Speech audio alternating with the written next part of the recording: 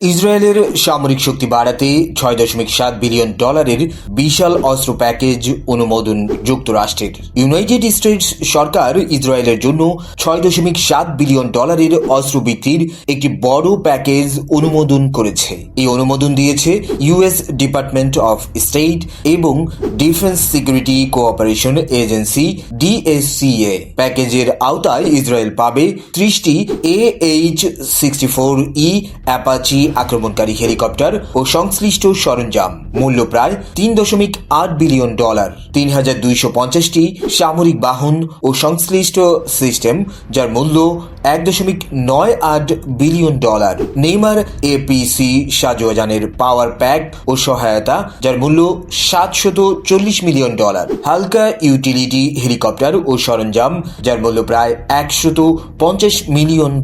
বিশ্লেষকদের মতে এই চুক্তির মাধ্যমে ইসরায়েলের স্থল ও আকাশ উভয় ক্ষেত্রেই সামরিক সক্ষমতা উল্লেখযোগ্যভাবে বৃদ্ধি পাবে। মধ্যপ্রাচ্যে চলমান উত্তেজনার প্রেক্ষাপটে এই অস্ত্র প্যাকেজকে ইসরায়েলের প্রতি যুক্তরাষ্ট্রের কৌশলগত সমর্থনের শক্ত বার্তা হিসেবে দেখা হচ্ছে।